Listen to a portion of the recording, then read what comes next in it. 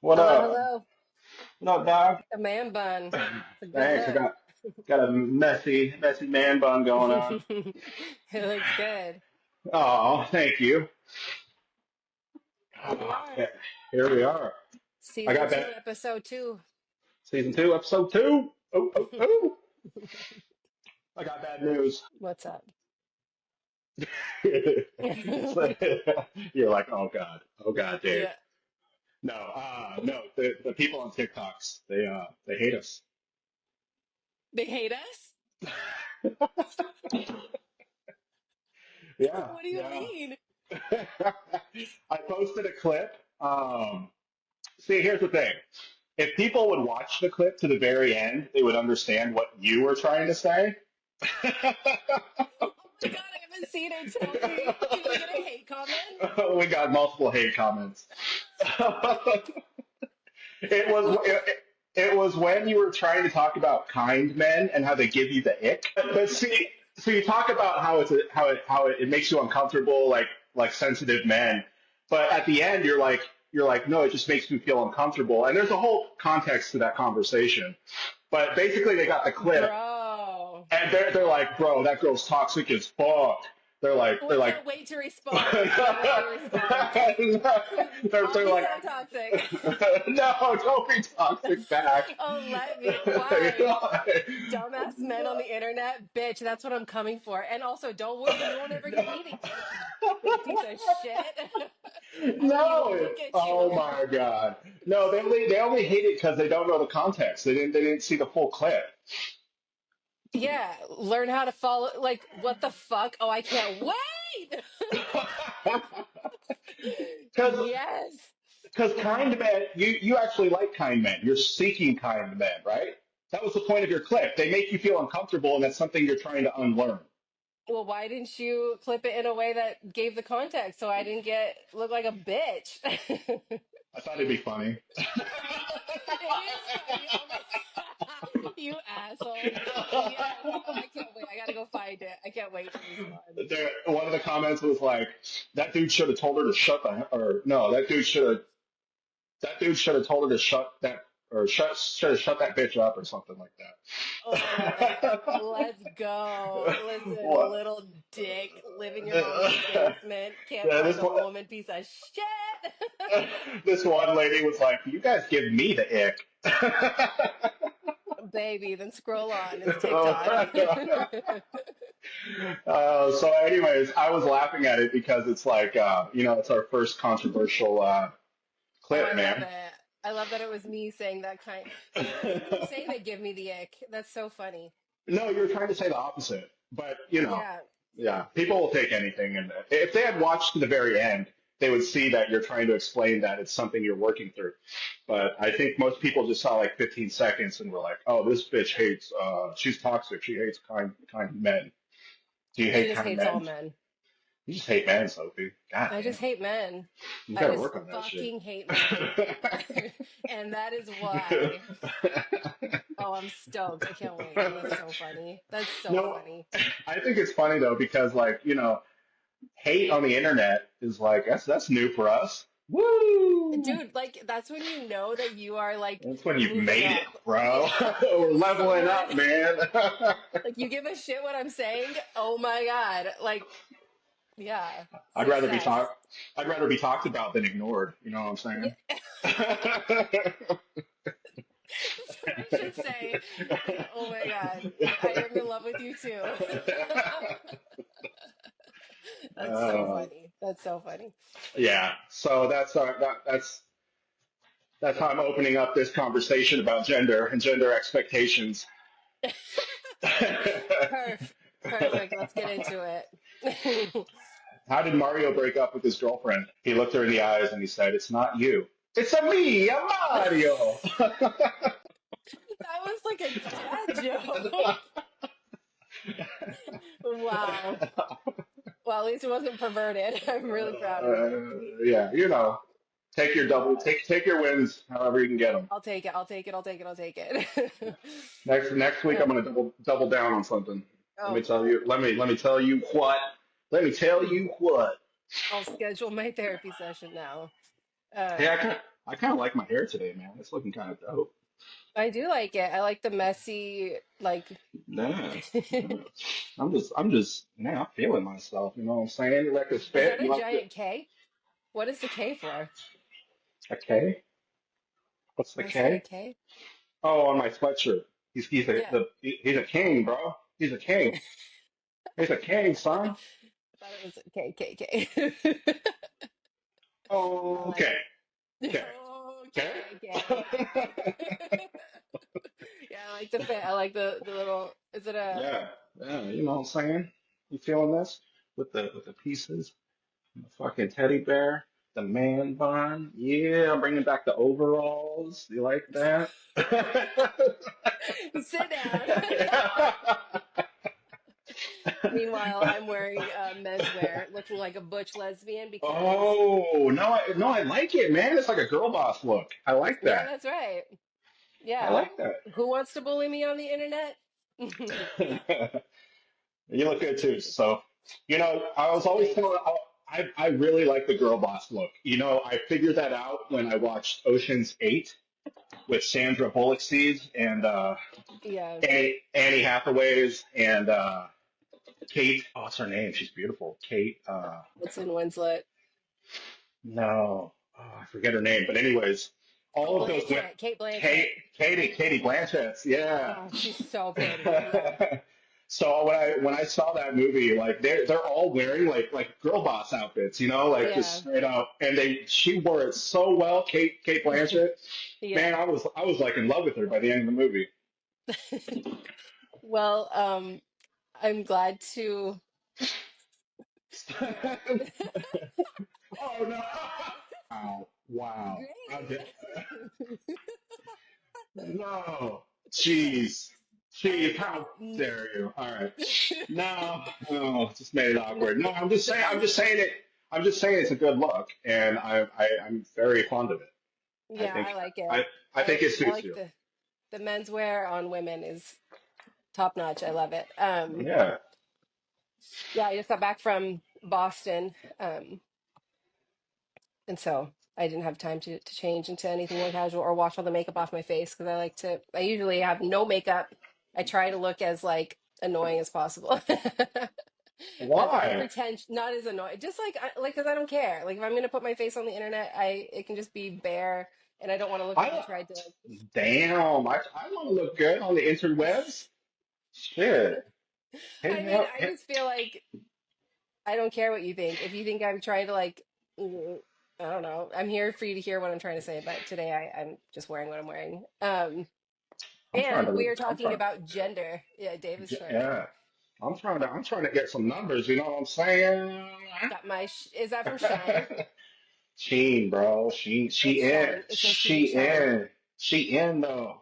A What? 2-year-old in China made that sweatshirt. Ah! Don't say that. You're gonna break my heart. Oh, mi corazón. It's true. Fast fashion is so toxic, but you do look good. The fit's good. Um, Thanks, thanks, thanks. so today we are talking about gender.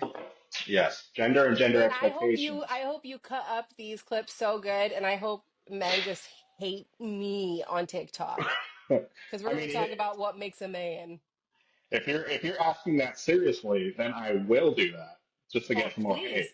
I would You like that really, is really, you want like their I can't hate? think of men, please. I can't think of anything better than the words I say pissing off men on the internet. Like that is like the goal of my like it would bring so much joy to my heart to see men like being so pissed off about something I'm saying. Like, oh my Okay, God. okay.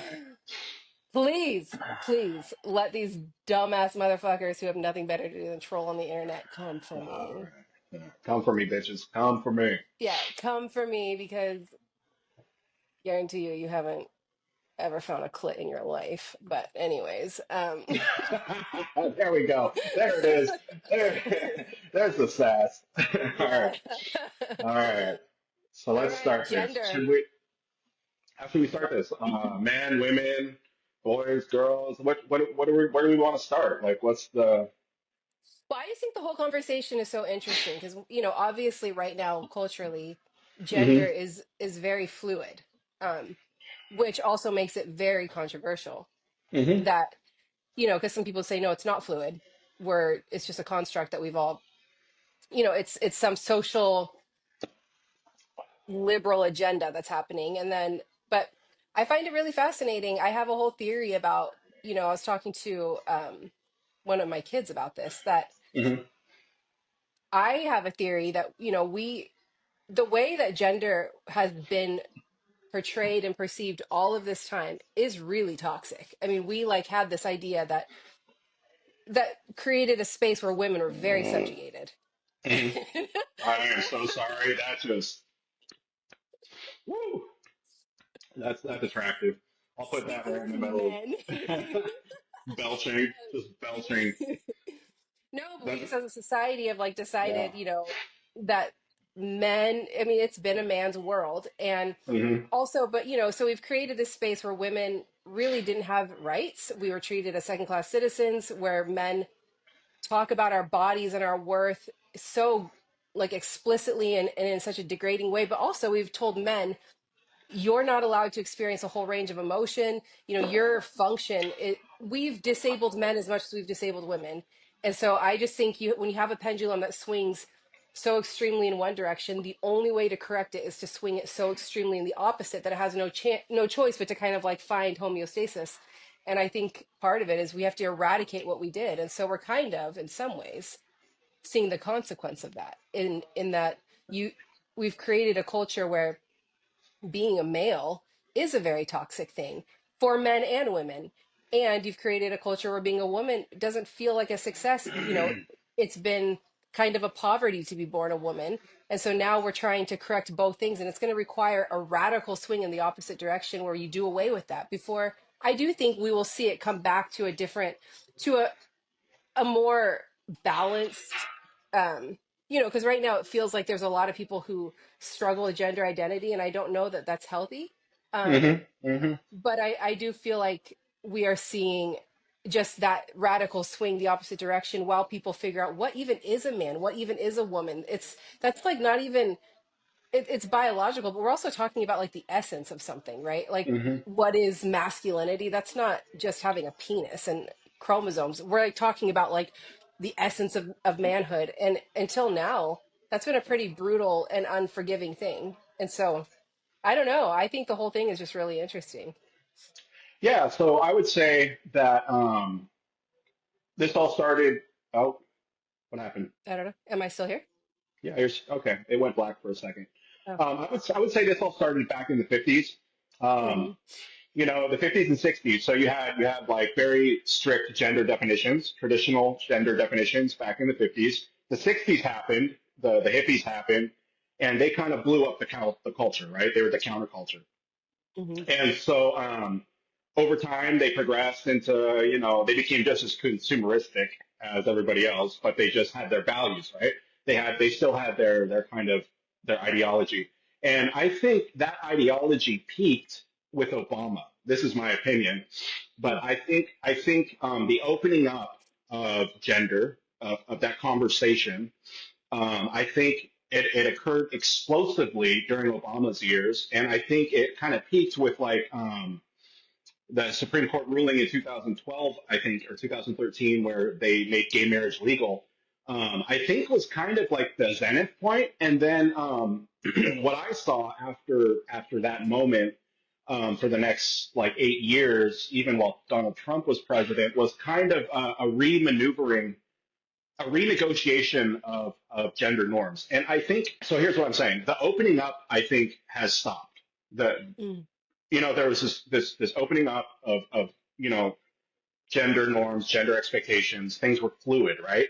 But now Mm-hmm. they're starting to close again, and I think that's most exemplified by like Donald Trump and everything he represents. And Yeah. he is in some ways a return to like normative traditional like values. But here's the thing that's interesting is, although I don't think it's no longer like blossoming, it's starting to come back into a there is a redefining Mm-hmm. occurring.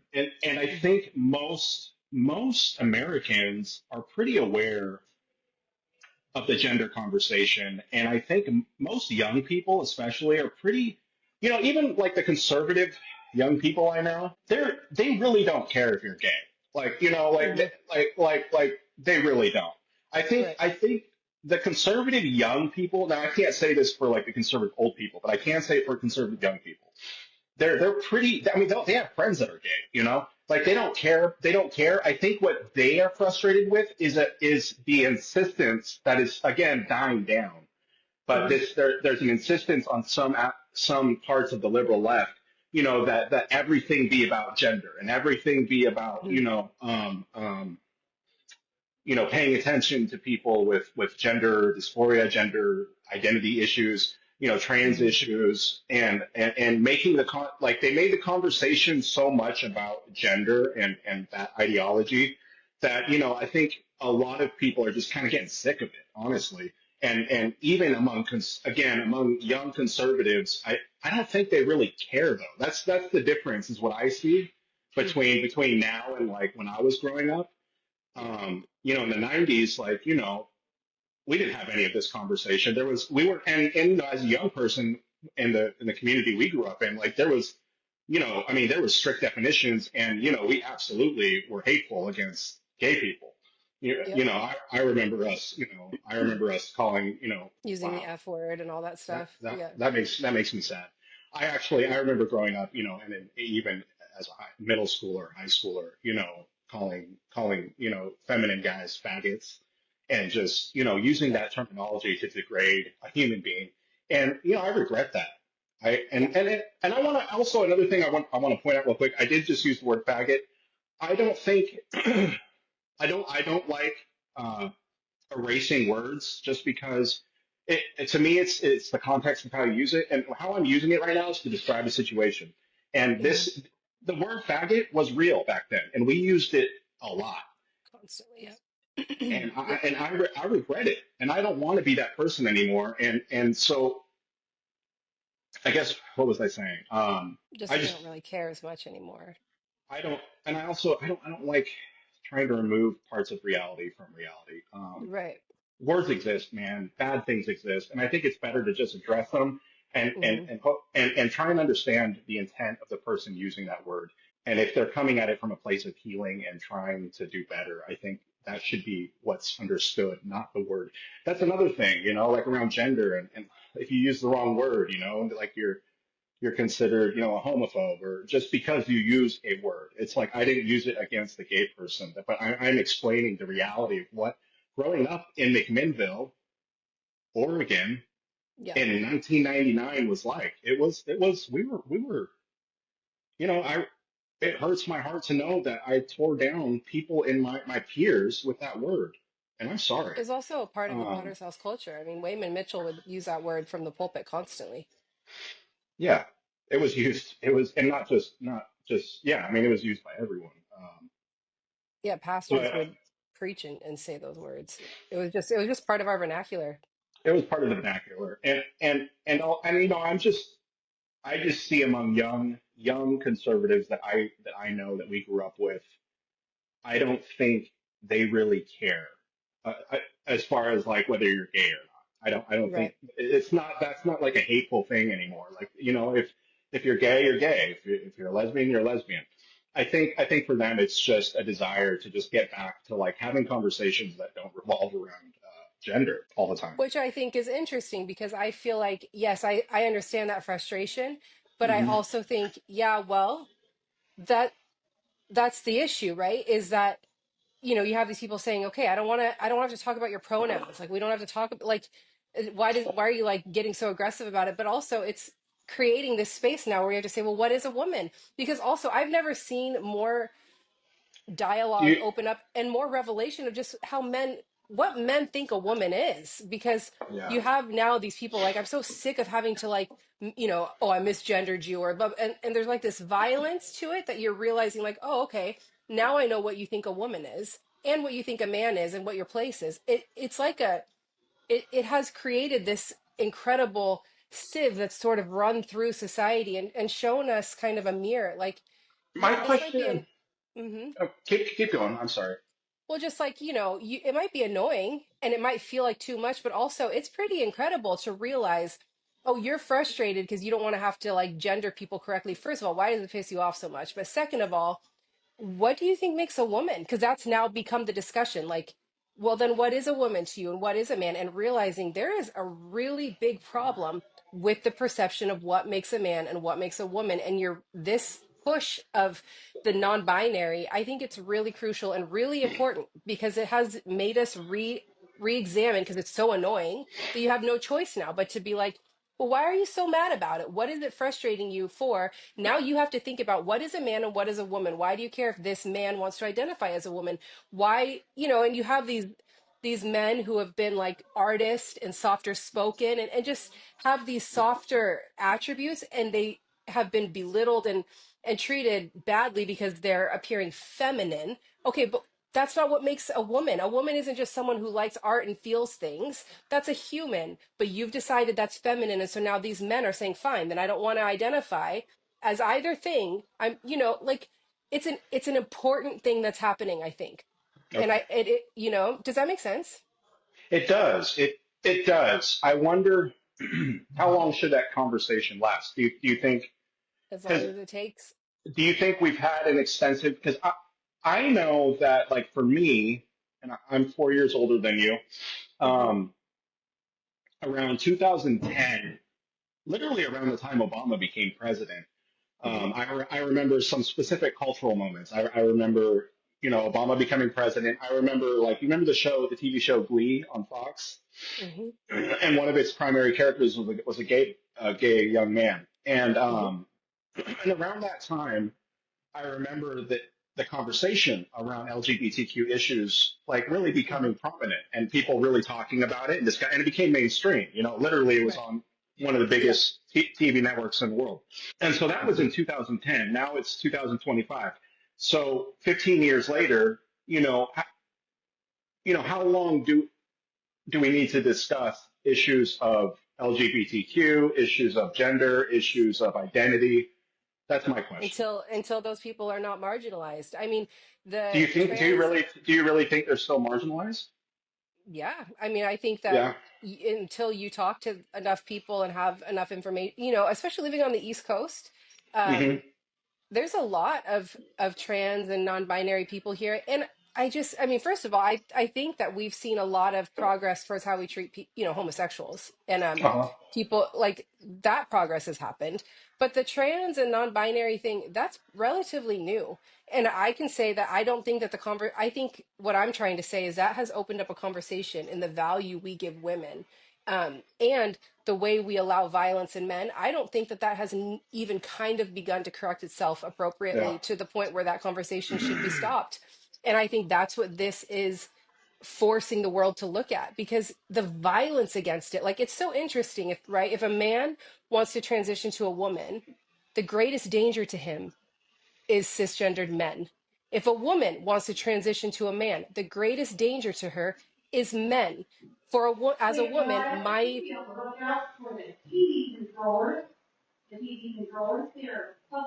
It's one you of better the get those TV controllers back. one of the consequences of recording this podcast in a rehab center is that there are distractions. So um, yeah. but just as a woman, my number one natural predator is a man. Yeah. Like, in all of this, men, the greatest danger, like, humanly against men is other men. So, like, no, we haven't begun to correct that. Men are still behaving in violence, and even like, Are they? yes. Yes, men are okay. There are still violent men, but what I'm saying is because I have seen in my peer group a lot of men who have become much, much more open to the idea and the act, not just the thinking about it, but actually doing it, of being vulnerable, of talking about their issues, of being open and emotionally honest. I've seen it. So at But you're what also point? in a rehab center where that's really encouraged and there's space for it. But I saw it even before this. I did Yeah. within my peer group. I had a lot of guy friends Hmm. who were able to have open, honest conversations. And that, so that, I would say that is a result of this. We're redefining masculinity and saying, hey, men need to be allowed to experience the entire range of emotions and not be called not make that feminine. Like, Hmm. we are saying masculinity is toxic because we've made it toxic. I mean, yes, I mean I would hope that we would see progress in that direction. But men, I mean, if you just look at last year, the violence against women perpetrated by men really has not decreased that much. And like, I can tell you as a woman, I don't feel fundamentally safer. I still experience a lot of aggression just because I'm a woman. Yeah. As- Yeah. And and so until that is like radically changed, I know it'll always exist. We can't like eradicate these things, but until Yeah. it's not such a part of our culture, I don't think we've exhausted that yet. And Yeah. I think it's interesting. You can be so fresh, and people always use these extremes, like, oh my, we're just going to let kids identify as cats. And like, first of all, that's like very much an exception and not probably true. You probably don't know anyone who identifies as a furry or an animal. You just don't want to look at the actual thing, which is right in front of you, where you have girls and boys who don't fit the normal standard of what we've decided men and women are. And so they are choosing to be non-binary or trans, and that offends you. And why does that offend you? What It's just an interesting conversation that I don't think we've exhausted. And so Okay. I don't know. I think it's really important. So my, so first of all, I agree with you. I want to make this clear. I'm there are certain points that I disagree with, but overall, I agree with you. And the other thing I Sorry, really, 1 second. yeah, Sorry, I just gotta respond to my kid's text message. Hold on. you're It's gonna good. go black. I didn't realize that I did not respond. Okay. Um, so one thing I want to make clear is that I have a lot of gay friends. I really do. Mhm. And I want to make it real clear that I love them. And these issues, these conversations are very highly charged and people can absolutely take them the wrong way. And Yeah, although, we just had a whole conversation about how fun it is to receive hate on the internet, I don't want to, I mean, we were joking, and I don't actually want to encourage hate. And I want to make it clear that I respect, not only do I love my gay friends, I respect them. And I mean, some of the, people here are gay, some of the counselors are queer, and I love and respect them, honestly, more than most. And so I just want to make that clear, first of all. Wherever this conversation goes, I keep them in mind. And hmm, that leads to an interesting point, which is that when you know someone who's gay or trans or any non-binary person, when you really get to know them, like they're not a caricature. They're not like a Fox News soundbite. Like they're a full-fledged, full human being. And yeah, and and and that and that's that's huge. that's one thing that I think our culture, that's why people find it so easy, because we're addicted to outrage porn. Fox Right. News has everybody addicted to just constant outrage. And Fox News created outrage porn, and now it's spilled over into every aspect of our society. And, and I think it's easy to characterize people as this and that, and it's easy right now in the world to just to hear about a person and view an entire group. It's never been easier to view an entire group as this without ever having actually met them. And one thing I would say is when you befriend someone that exists on the margins, when you get to know, like that's how I changed as a person growing up, to Yeah. become accepting of gay people as I began to meet them. And one of the first things that changed was the realization that they're not choosing to be gay. Like this person isn't, like they're just, they were literally born that way. And so, like getting to know these people and actually investing in their lives, like it changed me and a lot, and I think for the better. And I think, a lot of people who have really strong opinions of all sorts of issues, if you actually get on the ground and get to know these people, you'll find, I would hope that you would come away with a different idea of who those others are, you know, because on the ground, when you're boots on the ground, like a person is a whole individual and they have so much more to, you know, going on in their life than just, you know, a soundbite. Um, Well, I do think it's interesting that you keep saying gay because we're talking about gender and not sexuality. And I think that is interesting because I don't know that that really has much bearing on this conversation. I mean, to some degree, but well, also, because no, it does because here's why I think it is. I want to be mhm. clear because at some point the issue of transgenderism is going to come up. And Isn't that what we're talking about? Gender. yes, yeah, no, I know the difference between gender and sexuality. I'm just saying that we're going to bring up LGBTQ issues. We already have. Yeah. And Yeah. I'm trying to make it clear to my LGBTQ friends because it is important to me. I value their friendship. I value their Yeah. love. And I want to make it clear that this is not an attempt to belittle or demonize them. Right. That's Right. all. Yeah. No, you're right. And that's one thing that like the people that I know who hate the transgender movement or have like really angry opinions don't actually know anyone who is trans or No, they don't. non-binary. They don't. Because when I And that think of has yeah, sorry. no, just that has the East Coast. I mean, when you're talking about McMinnville, Oregon, that is like I know there's Portland nearby, but like I was not exposed to a lot of different people. And then I moved here and it is really much more prolific here. And I'm glad for it because when you interact with people who exist in these spaces where you have an idea or you hear a lot of stereotypes but you've never interacted with, your perception is wrong. You must interact with those people and get to Yeah, know them and yeah, understand their story and their reasonings. You shouldn't need to do that to treat people with decency, but it is important to do that before you form an opinion.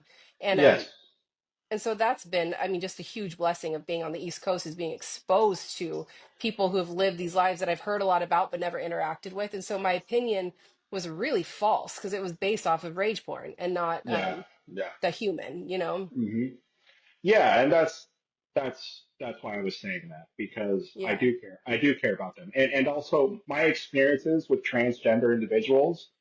You Yeah. know what? You know what? Like they were really kind, caring. Like they were nothing but like great people, and they were not any of the rage porn individual. Like you know how you'll see on TV one transgender activist who goes too far, right? But Yeah. like my transgender friends, they're not like that at all. Like they were just Yeah. you know regular people trying to live their lives. They weren't activists. But they cared about the issue, obviously. Yeah. But you know they weren't rage baiting people or trying or being obscene or extreme. They were just living their lives and they were really good people. And so you know it's Yeah. important to me. It's important to me before anything else that they know that you know, I care about that. That means a lot to me. Their friendship means Yeah. more than a fucking ideological difference. That's what I'm saying. Right. Right. Yeah. Yeah. Thank you. hmm Yeah. It's a fascinating, I mean, this is not about gender, but just listening to you talk and thinking, I've heard so many conservatives get so pissed off, like they're trying to shove this down our throat, they're trying to indoctrinate our kids, and like, I don't Have know you that I've met? ever had, but I've never been on a street corner or had anyone knock on my door and preach to me about being trans or gay or any, but do you know what I have participated in? Yeah, That shit yeah. where we would I get on know. trains with I people know. and like scream at Yeah, them about them going to hell because they don't go to my church because honestly how do we know who's a Christian and who's not, and yeah, like the evangelism that is the Potter's house but is also Christianity and even conservatives. I mean, you are indoctrinating people constantly. So yeah, your issue is not with indoctrination. You just want to be indoctrinated with things you already agree with, but you yeah, don't actually disagree with indoctrination. I disagree with indoctrination. I don't think yeah. On every anyone level. should be yeah, Yeah, I yeah, don't want my kids indoctrinated. I don't indoctrinate my kids anymore. They don't know most of what I believe. You know why? Because I don't like indoctrination. A lot of people I've realized, conservatives and Christians, they love indoctrination. They yeah, just yeah, they want it to be theirs, and that's a yeah. double standard that's so It, ridiculous, it is about it. That is a great point, Sophie. They don't disagree with indoctrination. That you're right. Their rage isn't coming because from a place of like, oh, we hate being brainwashed. It's you're not brainwashing our kids with the right ideology. Yeah. Let me brainwash you. Don't you dare try to brainwash me. And Yeah, it's stupid. I mean, it's just you just like be intellectually honest about what you're mad about because otherwise you sound like a fucking idiot because that's yeah, kind of like they get so angry about like oh and, and they say really stupid exaggerative things like yeah, you're going to teach my kid to identify as the rhinoceros, but like okay, yeah, that's like intellectually false and unkind. Also, you don't actually hate indoctrination. You want to bring the Bible back to school. You want to bring prayer back to school. You love fucking indoctrination. Don't be an idiot. I don't even want to hear your argument unless you're willing to say no, there shouldn't be any Christianity in school. There shouldn't be any religion taught in school or all of them. Unless you're willing to say shit like that, shut the fuck up. Like yeah, you yeah, are so dishonest with your because I have never been more indoctrinated than when I existed inside the Potter's house. You want to talk about heavy indoctrination? No gay person has ever like become straight by reading all those straight books that they read. I mean, there was not gay representation in all these books. How come we don't have a bunch of gay people turning straight? Because they that's not how you become something. It's not like their yeah, literature is now infecting my children. But these Christians and conservatives who are sticking kids in churches and telling them you're part of the greatest move of God, and anyone who's not like you is really dangerous and scary. That's indoctrination. My kids aren't being indoctrinated because they have to hang out with non binary children or have to, yeah, like, every class announce their pronouns. Is it extreme? Is it uncomfortable? I don't know. I think it's just something we're really not comfortable with and used to. I don't know what the harm is. I don't know if we have figured that out yet or if there is any harm. But there yeah, is a lot of harm in telling kids this is what a man is, this is what a woman is. A woman is less than a man. A woman should be raising babies and serving her husband. And that yeah, man should be, elevated to this. That's indoctrination that has affected our yeah, whole society. But we're not going to talk about that. You're going to be pissed off that there's a trans kid in your kid's classroom. Like, yeah, be so for real right now. It's just a crazy argument. yeah. No, you're right. Because the reality, and that again, when people outrage porn, man, it brings out the worst in all of us, and it brings out hypocrisy in all of us. But the reality is, when I think about who has preached at me over the years, truly preached at me, Not gay people. I mean, I have gotten some preaching from some liberal friends, The li- most, the most. but the reality is like the true indoctrination, like and not and like preaching, and I mean like shoving that shit down someone's throat. And I was part of it. Was a Christian. It came all from a Christian perspective. It was all. Right. It was we were raised in the church that literally stood on corners and told people they were going to hell, and it wasn't even just for being gay. It was for like going to the wrong church for fuck's sake. Like like we were Yeah. literally shoving our ideology down people's throats. We did that as Christians. And I've never had that experience with a gay person or a I transgender mean, person or with any any, or even, liberal. even my Muslim friends. My Muslim friends have never forced their religion down my throat, Yeah. and like Yeah. it was, if anyone has ever done it, it was me as a Christian. Same. Telling them, like, stop shoving your homosexuality down my throat while I'm handing them a flyer to my church.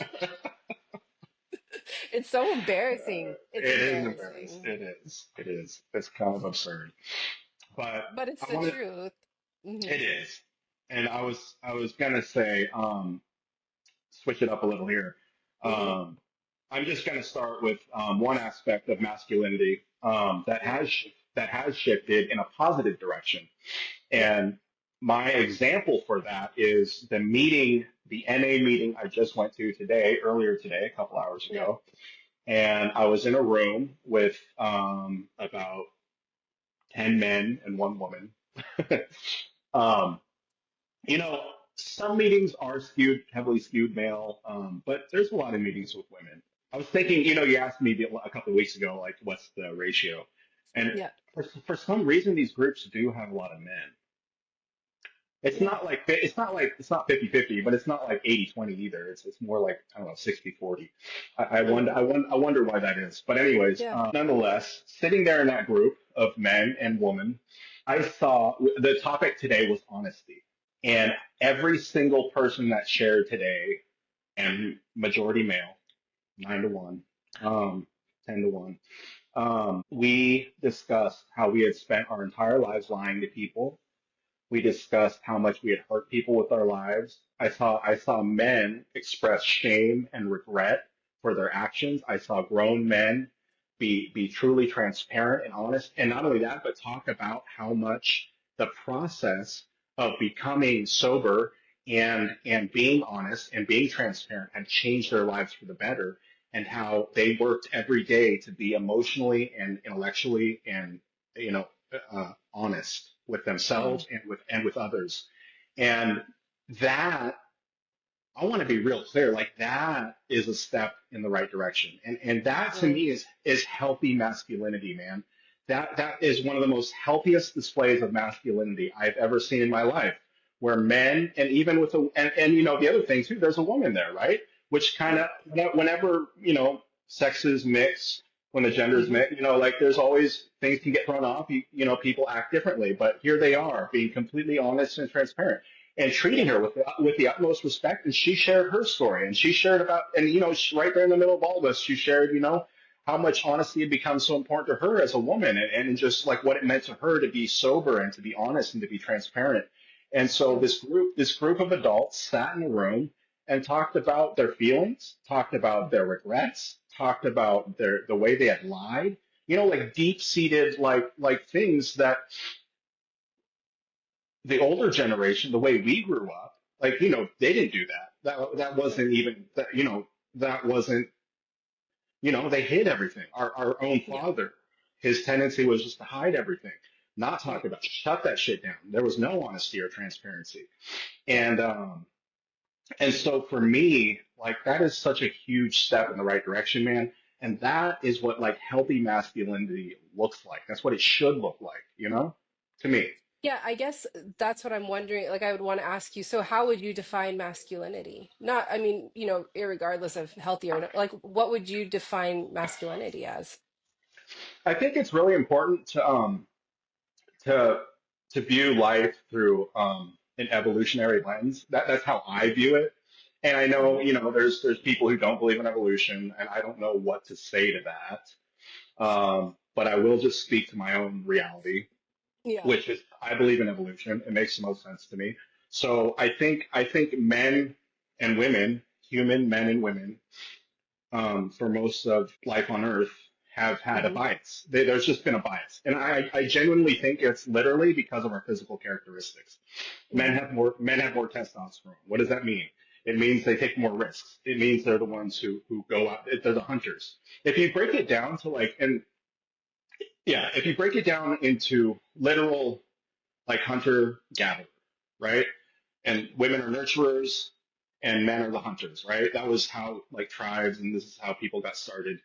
And so they each had their unique ability. And so I think masculine behavior is very much rooted in honestly like the chemical testosterone. If I'm being honest, like estrogen and testosterone, I think have so much to do with our primary identity Totally. as men and women that it gets overlooked often in just when we talk about these issues. But like testosterone, it makes men more active. We're more active. We do more physical things. So I think it Hmm. is rooted in part of masculinity. Let's see, being a hunter. That means pursuit. It means pursuing things. It means protecting. There is an aspect of protection. Like they're the Hmm. ones that are because they're more physical, because they have more, more outward directed energy. They're the ones that are expected to protect and take care of, physically protect. Hmm. That's not necessarily emotionally protect, but physically protect the individuals around them. They're expected to hunt. They're the ones that are. I mean, again, this goes back to the basics of why our traditional normative behaviors, why they even existed in the first place. Hmm. Why, they're built on like very like biological foundations. And I Yeah. think part of this conversation is renegotiating what that means in a way that, what am I saying? I think masculinity is built on this foundation, but it doesn't mean that men can't be vulnerable and honest. And like you've said this before, like that's just being human. And Yeah. I don't know what happened where like just because men were more physical that they didn't that somehow meant that they were completely cut off from their emotional interior life. You know, I don't know when that happened, and I don't know that that's not necessarily normal, or even like an evolutionary feature. I think if I mean I think you know men have always had access to an emotional interior life, and I would imagine there are groups of people around the world who where men are still able to access that without it being you know viewed as a negative. Or I feminine. Yeah. or feminine or even feminine. You're right. Yeah, it's interesting because I was thinking about this with our conversation. Like, like I said, we're talking about something that's a little bit undefinable, like the essence of masculinity. But I think it can be it's maybe might be important to actually figure out what is the actual practical definition of masculinity, because some of that other stuff, there are whole societies where men are very emotional, very physical. They kiss, each other. They greet each other with a kiss. They wear skirts, Yeah. and they are very masculine. We would consider them very masculine men. They have beards. They provide for, but they behave. So obviously, your culture will affect your definitions of genders and binaries. I mean, that's inevitable. But and I think probably as men dealt with wars and famines and hunting and stuff, accessing your emotions maybe made it harder to, it was necessary to suppress those. um I'm sure on some level that was necessary. But I think it's interesting to think about, okay, so when you take away all of the social constructs, what is the difference between what is masculine, what is feminine? Because I think there are clear lines, and then we've blurred all the rest of them and decided things like pink is feminine, and being a soft-spoken man, you're feminine, and it's always negative, it's derogatory. um God, and that's a social construct. Hmm. you just said something that I just maybe this is all rooted in war and trauma. Yeah. There's been so much like prolific war in the human race, especially over since the advent of civilization. Yeah. Since the hoarding of resources, which is the advent of civilization, is when we were able to hoard like wheat and grains, Yeah. and that allowed people to like you know create a like a goods based economy, right? And that Hmm. allowed for you know people to get wealthy. It allowed people to start doing things besides just you know hunt for food. Yeah. Now you had more leisure time to pursue other activities, which you know that they say that is the reason why we invented, you know, the alphabet and why we began, you know, mathematics, why science became a thing, because we had more time to study the universe around us. And so, but since the advent of civilization, it's also led to prolific amounts of war. And Yeah. I wonder if just the trauma that has been passed down for like millennia Yeah. from just wars has I wonder if that is where like the toxic aspect of masculinity, because you know, in war, it literally is life and death, and there is no room for weakness. War removes Right. any, you know, you just can't, because you will literally any show of weakness and you will be killed. Yeah. Any kind of doubt, Mhm. any kind of you know thinking outside of just sort of pure survival is going to get you killed. You know, and so. I seriously wonder if so many toxic male traits have been passed down from just a society at war. It's interesting to think about that too, is, one of the things that I've thought about is, as a society, we are kind of preoccupied now with the individual and our ability to, express ourselves and inhabit how we feel authentically. And it feels a little silly and people kind of mock it. But when you're under incredible strain and poverty and in war and crisis, there is no room for it. Is a luxury to be able to consider these things. And I feel like it's the blessing of evolving to where we have now, is now we are not needing to just survive. We can Hmm. now sit down and look at the whole person and think, okay, there was a period of time, like during the Industrial Revolution, where, I mean, it was just a brutal time. And yeah, like you said, there wasn't space for people to have emotions. Like, oh, you're feeling, really abandoned and overworked, and like you don't exist as a person. No one cares because your family's gonna die. Go to work. And And so that was heavily, you just, when you are in fight or flight, there, both the men and the women, the entire family unit, you become almost animalistic. You're just surviving. And Yeah. and so it is an incredible thing now to be at this point in our civilization where we are not in that place. And we're really abundant. We are very wealthy. I mean, of course there's poverty and all this stuff, but we are like really, We're really blessed. comfortable as Americans. Yeah, we We're incredibly blessed. I mean, living in incredibly. America, if you are a citizen of America, you are literally living in the top 1% of the world, at Yeah, least, like the capital maybe. city. If this was the Hunger Games, this is the capital city. Yeah, Which, but to look at it that way, like it is a blessing now that we don't have to just be in survival mode. yeah, We can now look at the whole person, and part of that is men now are able to like say, "Oh wow, like I I'm not acting like a bitch or a woman if I cry. I'm yeah, acting like a yeah, human being." yeah, Um, and as a woman, to say, I'm not being a bitch or a nag if I say, don't talk to me like that, or my job is not just to serve you. Like, yeah, no, now I have the privilege, the ability now to stand here as a woman and say, no, I am your equal and you will treat me like one, and I can demand it and expect it now because my society has progressed to a place where I'm protected if I say those things.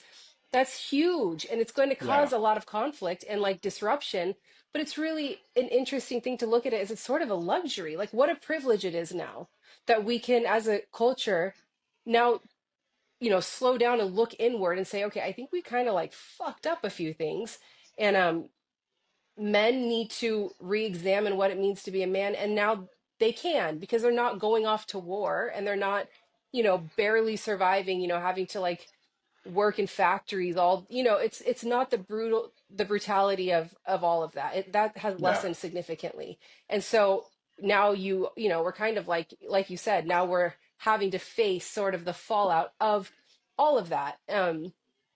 But I just think it's interesting to think about, so what is masculine and what is feminine, because people like will say things like, they'll tell me like, I'm so proud of you. You've done so well, but you're existing in such masculine energy right now. Like, what the fuck does that mean? Like, well, I maybe feel it, maybe it means exactly what it means. It's a but also masculine. it's always said kind of like negative, like, oh, I just can't wait for you to meet Oh, someone so you can oh, just be oh, more feminine. And like the like, I'm tone. very, but just like I am feminine, I am masculine, I am Right, both right. things. So like, what is male and what is female? And like, and I do think about like what you said. Like the truth is men have much higher muscle, you know, what do you call that? Like they are just their bodies, you guys have a lot more muscle than we do, muscle mass. And you store less fat, and you have testosterone, which gives you incredible adrenaline. Like, so that is a biological fact. So what should that be? A protector, right? So I feel like that is masculine, to be aware that as the physically stronger gender, you have the responsibility to protect the ones who are weaker than you. I think that's really, for me, I feel like that's really fair. Like I expect that from you, because you can hurt me more than I can hurt you. It should fall on you to make sure I am safe and that you are not my Yeah, worst yeah, enemy. As a woman, my body, like what I can bring, like what makes a woman? A woman is someone who just cultivates life. And so what does that mean? That's important to figure out. But to like decide if a woman works a job, that's masculine? That, yeah, like, yeah. in what world? Even if you read the Bible, the Proverbs 31 wife was very industrial. Like that's just human. Like Industrious. Yeah, yeah, industrious. Like I just don't, I think that's where we get really lost, is deciding the way we've like made everything exist on this binary in this really bizarre way that actually is so vague. Like what makes a man, like, so a man is, and it's, I hate that it's always a negative. If a man is acting anything but like stoic and unable to, access touch his his emotions. emotions, and Yeah, and yeah, if he's, if he doesn't just go to work, come home, and like, then he's acting like a woman. Like, yeah. and why is that negative? And also, no, he's not. And And as a woman, like those same things, like if a woman ha is irritated with her husband, she's being a bitch and acting like a nagging like it's always negative and in a feminine way, and that's really Yeah, wrong. yeah. um I and so I think don't know. I think it's important sometimes to go back to basics, and I think Hmm. those basics exist for a reason. And I would say that men and women do have a bias. It's a bias. I think that's the best way to put it, a bias. And what that I means mean, is hmm you are naturally inclined towards a certain behavior. What that doesn't mean is that you have to always be that same. You know what I'm hmm saying? hmm That's hmm what I mean by bias. Like I think like men are masculine. Our bias is to be masculine. A woman, her hmm bias is to be feminine. What hmm that doesn't mean is that you can't access like a man can't access feminine attributes. And I want to be real clear: masculine and feminine exist within all of us. right. I don't think just because I don't think your genitals mean that you can't ever be the other. Like there's men and there's women, there's male, female, yes, but like masculine and feminine are just a variety of traits that we all embody from time to As a time. human being, yeah. As a Yeah. human being. And so I think that's one thing to consider is that I am biased to be masculine, to embody more masculine traits. But that doesn't mean that I can't also access feminine traits at times. It doesn't mean I can't be a nurturing individual. It doesn't mean I can't be emotional. It doesn't mean I can't cry. It does mean that I am more naturally inclined to not do those things. Yeah, exactly. Yes, I do think that there is the masculine and feminine. Yeah, men in general are prone to more masculine expression, and that is important too, to not denigrate that, because the male and female experience is very different, and I don't It like this is. idea that that's all a social construct. No, it's not. My lived experience as a woman is very linked to my gender as a woman, and how I've birthed children, I have fed children with my body. um just there is something very particular and precious to me that it exists because I am a woman, and what that means to me, and almost none of it has to do with what society says a woman is. it's Hmm. it's a much different thing. It's like this more animal thing, being a Oh, woman. oh my God, Sophie, you just read my mind. It's an animal thing, dude. Have you seen the Yeah. movie Night Bitch? No, but I want to, with Amy Adams. Amy Adams. Oh my! When you said I was thinking this, and then you said animal, and it was like we're on the same.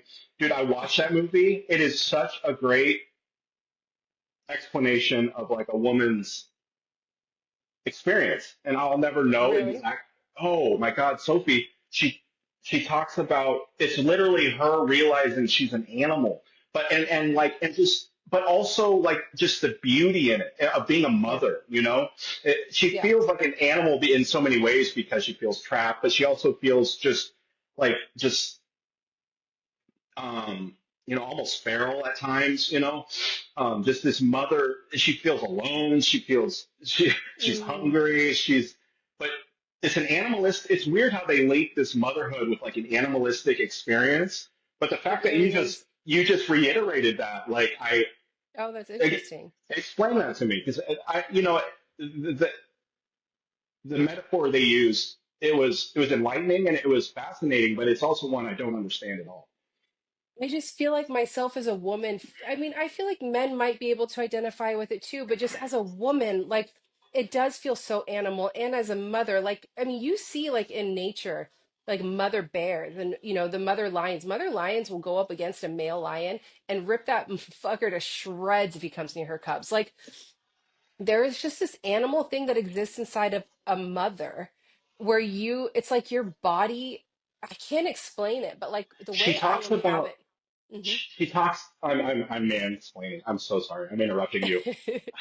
I have to get this up. She talks about the baby clawing its way out of her womb and like just the animalistic experience of birth itself and like Yes, and even just feeding, like I have fed my children from my body. Like the blood, sweat, and tears of motherhood is like that is something I will, like the whole gender discussion, don't come for that. Because, yeah. and also like my body bleeds once a month. Like Yeah. because of this very animal thing where my body is trying to prepare for a child, like it is sacred, it is insane, it is really, really violent in so many ways, but also the just the way because my body grows and births and feeds these children like yesterday Emery asked me if I could put lotion on her back. It's winter, and just like touching my child, it was like, oh, I grew you in my body. Like this is skin that was formed inside of my womb. Like that is animal, Yeah. and that is so like something that just the way a mother connects with her children is so different. It's like this Yeah. very visceral sort of like, and I know men connect with their children the same, but it will never be the same Yeah. because you Yeah. didn't the way that child, like I felt my children move before anyone else did. It feels like a little fish swimming in your belly. And that moment where you're just like, there is something alive and I am growing it. And just the way that you sort of just become fiercely protective and very aware. It's like I can feel my children everywhere. And I know not every mother experiences that, not every child feels that kind of love from their mother, but that's because of trauma and maladaptation and different. But like the way I love my children is feels very particular to being a mother and not just a human loving a child. It does feel very different than the way a father will ever love their child. Like sometimes I've said, if God would have been a mother, none of us would be begging for love. Like it's Yeah. just a different thing. Um, but it's not, I'm not talking about femininity. I'm talking about womanhood, which is Yeah. different. And Yeah. Yeah.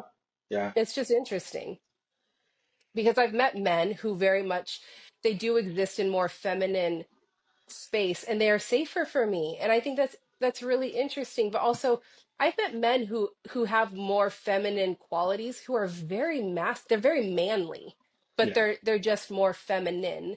They're more like our friend Eric. I mean, he's so masculine, such a man, Hmm. and he's Hmm. so manly, like he's a dude, but very artistic, very poetic, very whimsical. Like I remember one time we were all on the beach, and Eric just like screamed at the sky, like we live in lofty places, and I was like, because he was so just like happy because we were all hanging out, and it just felt so good, and like in so many Uh, ways people would say that's feminine energy and maybe it is, but he's very masculine, yeah. manly, and Yeah. so that's like the difference. Like, and it was never negative, but he's Yeah. very poetic. And that's someone who inhabits more, the softer, ethereal, whimsical, more that that is more feminine, but it's not exclusive to womanhood. And I think that is the thing that I think is really important to figure out with the whole gender thing is there's masculinity and femininity, and then there's womanhood and manhood, and they are not the same thing.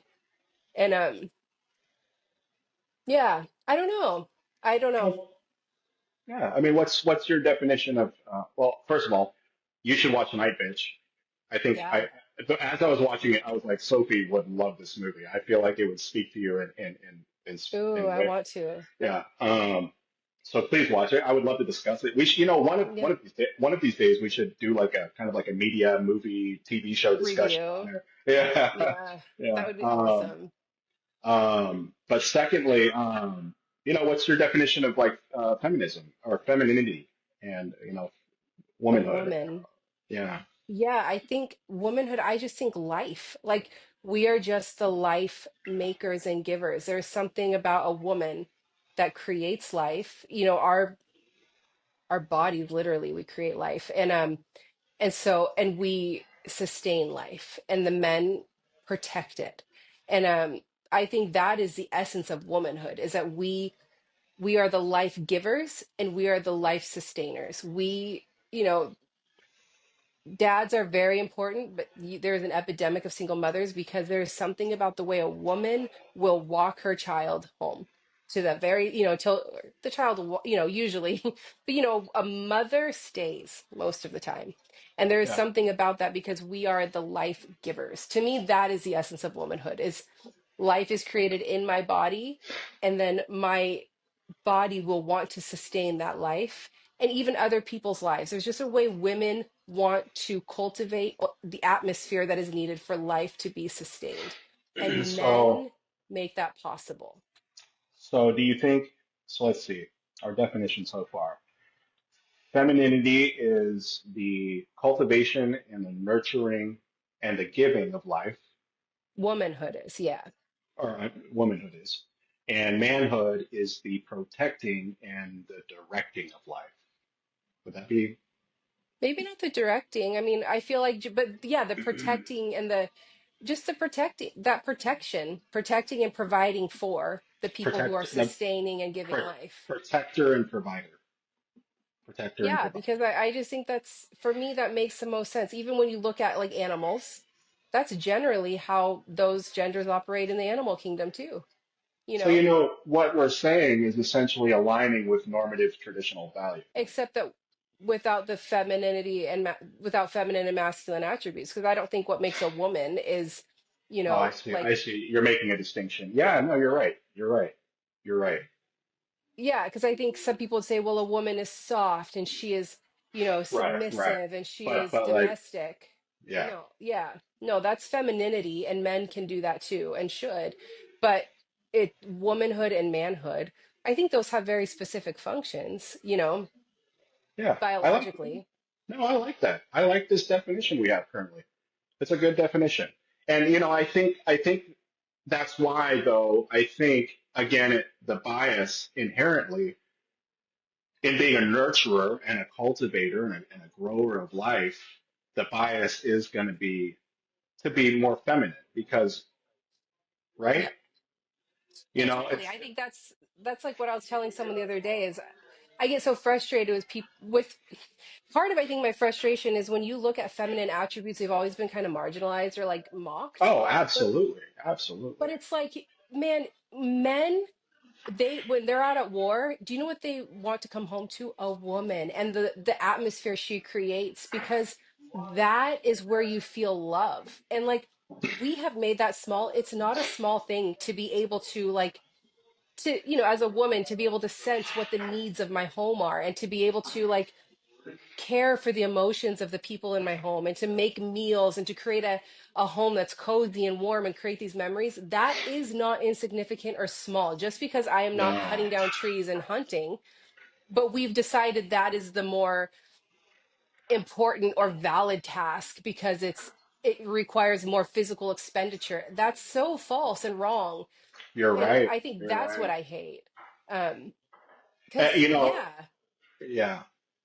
I've thought about that. Like when people get divorced and they decide on the value of a relationship. Um, it's interesting because there is a tendency to look at what the man's output has been, and it's much more. A man's output is much more. First of all, Tangible. it's more tangible. It is, and I think Yeah. that's why it's easier to say, well, look how much he's created, right? Look at there's literally a dollar sign behind it. And you can Whereas quantify it. a woman, the nurturing aspect, the care for to the children, all of those things she put into the home, Yeah. it's not as tangible, and so it's easier to say, well, that's it's not as much of not as valuable. She didn't contribute as much. Yeah. She And didn't I contribute. experienced that in our divorce. It was really interesting because I didn't work, but I live in the state of Massachusetts, which is very much, a fair. I'm so lucky. But it was interesting watching them say that, like, what did each contribute? And they were like, well, she stayed home and raised these children, and so her contribution is actually more. And Yeah, which is yeah, interesting, to say like you didn't pay for daycare, you didn't pay for, anyone to transport your children, you didn't yeah. have to have a nanny, you didn't have to have a cook, you didn't have to have a, a house manager. This woman did all of that. And Do you think that's a fair assessment it's of the so fair because yeah, because I mean, that's yeah. what used to crush me when people would be like, oh, you just stay home. I'm like, I wish I could go to work. This is so hard. I feel like so depleted of my humanity, as, because Yeah. that is the hardest thing of being a mother, and it probably shows up in Night Bitch, is that you become just a function of other people's needs. You don't exist as a Oh, person. so Sophie, you literally just described the movie.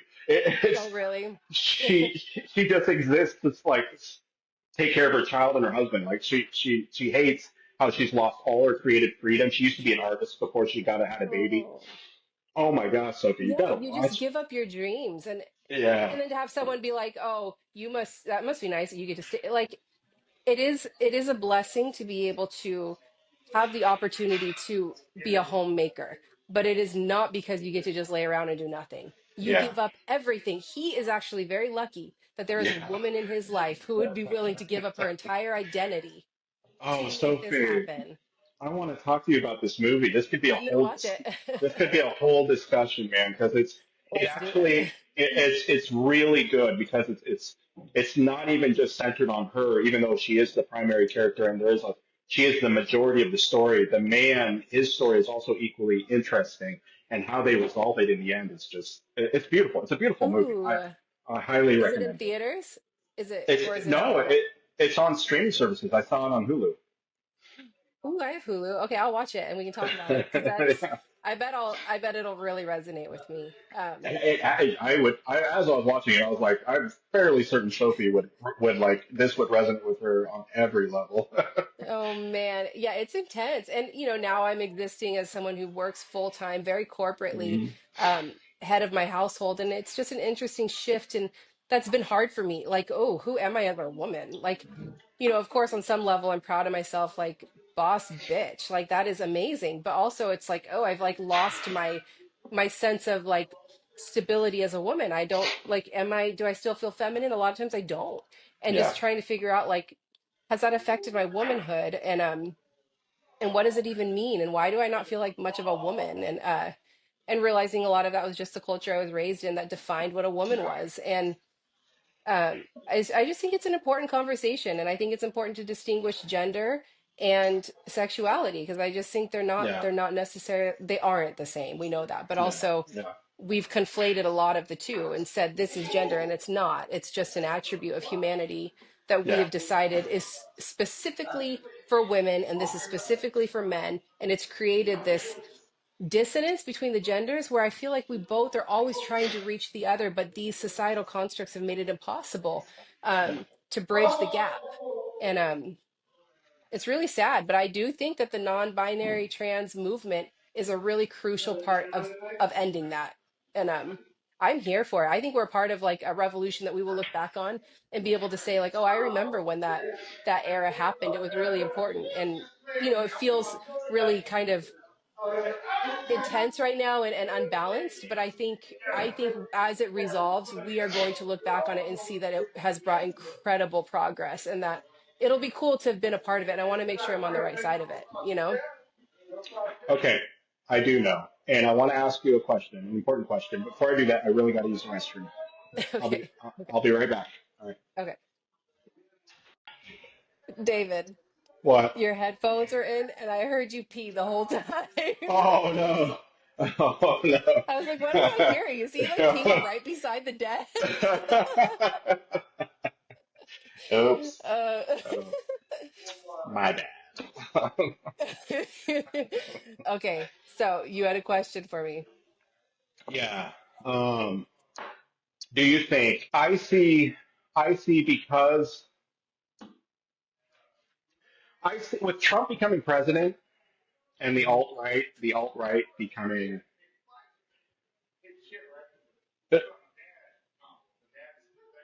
they are pushing back. And I worry that this conversation, which I agree is necessary and good, it will lead to a greater good. I am worried that because of nefarious forces who use outrage porn to pit us against each other, create Hmm. fake conflict. This conversation will not resolve healthily or peacefully, but that it's going to, in fact, potentially cause things to revert back to an even worse. I really worry. I mean, I worry that because of this conversation around gender specifically, and specifically around transgender issues, I worry that the Trump administration and a lot of some conservatives in this country are going to use it as justification to essentially um, make being transgender like a crime. Make even they might even go so far as to make being gay a crime. I mean, You think? Mm. I'm kind of worried about that. And that's my only concern. And I know that's not. It's just yeah. I don't know. I don't know. I think it's, yeah, it's really concerning. I do think it's interesting. You're already watching the breakdown of it all. Like Elon Musk and Donald Trump are already, there's already, they're eating each other alive. I do think it's really unfortunate, but I also think, like as I can't speak to being trans, but I know that as a woman, the way I've experienced, the prior administration and just the progress we made so far, you can't take it away from me now. And I think the same with the trans movement. Like they will try and it's going to cause incredible violence because it's like you you might try and say, no, listen, we need to go back to how things used to be. And we've all come this far, and as women we've experienced now having more agency and like, and the way women have really come together now, because for a long time women were not each other's biggest supporters because it wasn't safe to do that, and now you Hmm. see women are fiercely protective of each other. We can't go backwards. um it's just not possible. I know that. Like if someone were to come to me and try and say anything, like, you shouldn't have been able to have a no contest divorce. I mean, that was really only, that's only been since 2017 or 2018 that women could do that. It was only just men. That's relatively new. If someone tried to say anything to go backwards, it would be like, no, you're not doing that. I will go to war for myself, and I know all the other women in the world will too now, because Yeah. we've come this far. You can't take it away from us. And I think the trans movement too, like I think people are like very afraid because of course as soon as you involve government and administration and laws, you can, but I just think we've come this far. You will see a revolt like never before. We won't go back. You cannot make us go back. Now that we've experienced what this feels like, there's not a chance in hell I will go back. And you Yeah. will see, I do think it's going to cause a lot of violence. I think that's really unfortunate. But there's a part of me, like, I know it's like sounds really Pollyanna, but that feels like this is what was also part of it is necessary, is to have this final moment where people try and say, wasn't it better? And we all say no, and we're not going back there. And you kind of need the friction to really, it's hard to fight for something if everyone agrees with you. Or if it's complacent, if you feel like if it's not unsettled enough. But when there's someone who's trying to take that away from you, it really helps you have perspective and fire. And I think it might take, this administration and what they're trying to do, I think will provide a necessary just brutality that will make everyone say no, no, no, no. Actually, we thought we were on the fence about women's rights and trans rights. We're not. This is absolutely abhorrent. And how you treat immigrants, all of that, like we don't agree, and so we are going to take a side now where they kind of waffled before. I think it might force it. I don't know. You're right. You're right. I mean, that's a potential. That's the hope that people will choose. I mean, can you really see as a society us actually reverting, or do you see? I see more of a fracture happening of people who want to go back and the I rest of us who say see. absolutely not. I see something else entirely. I see a fascist government taking Mm. control and forcing it on us without us. That's what I see. But do you see the citizens going along with that now? No, but I Yeah, see. You know what happens in fascist governments? People disappear. People yeah, get. They shut down. They shut down. They shut down anyone who disagrees with them. yeah, They forcibly detain and torture and murder people who disagree with them. And I worry it could actually get to that point yeah. because that would be horrific. And there's a hope, yes, but we're not in the clear yet. We're I not just even have close. so much faith in humanity for some reason. I just have Yeah, so much faith. I think because of what I've experienced, like realizing there is a way the world was shown to me, and it was so false. And the way people have shown up for me now, and the way I feel a part of the greater whole, and like I don't know. I think that, but of course we voted Trump in, so that's crazy. I just don't know. I have a lot of faith in humanity, and I feel like, I think there will be, I mean, it's already interesting. Trump and Musk are already losing some of their conservative. I mean, Elon just like yeah, banned a bunch of conservatives off Twitter because, he's not anti-immigrant enough because he's a fucking immigrant. So it's just yeah. I I just think know. it's a disaster, and it's scary because they're a bunch of bullies and entitled. They're very entitled and wealthy, and that's scary. But I think I don't Why know. I does just think. Mhm. why does Trump take anti-anxiety pills for Hispanic attacks?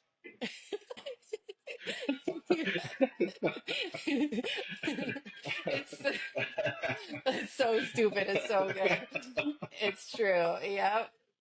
Dude, that dude, yeah, there's so many minorities who work for all of his businesses and make it run so smooth. Yeah, yeah. Um, well, here's an interesting statistic. Young Gen Z women are increasingly becoming more liberal. The Yep, majority of them lean liberal, whereas young Gen Z men are increasingly becoming conservative and are leaning that fascinating. way. And like, what does that mean? The last couple of years before I got to where I'm at right now, I spent a lot of time with young conservative, not young, but maybe like late 20s to mid 30s men.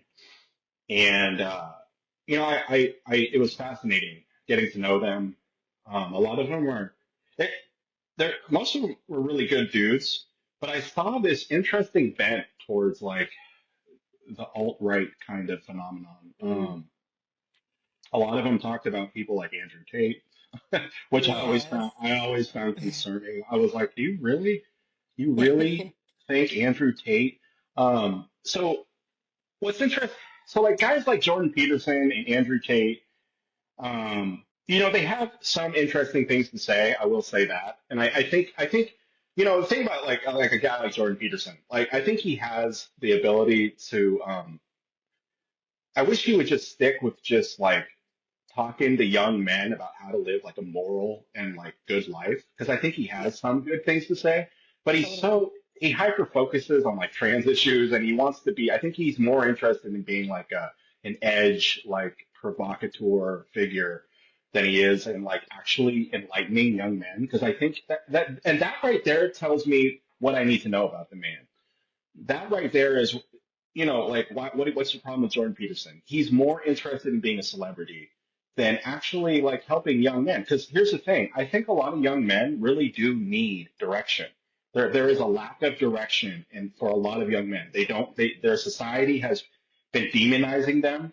And I want to be clear about this. So the other thing about young men is they don't have the history of an older man. They didn't grow up at a time like if I think about a man in his early why to are there late. fireworks going off behind you? What was that? Whoa! When I do the thumbs up gesture, it does like a. Whoa, that was weird. The universe just agreed with you. Yes, it doesn't do it to me. Do it. Put. No. Is it going to do it for you again? Pound I your don't hands know. down. The confirmation you needed. I have found the third coming of Christ. It's ready. You're welcome. You're welcome. In a Shein sweatshirt and in rehab. The second coming has happened. Uh, What is happening? That is wild. Thank you. God approves of my message. Yeah. That was incredible. That stripped my brain out. I was I like, know holy that's fireworks. I saw it too. I was like, what in the fuck is going on?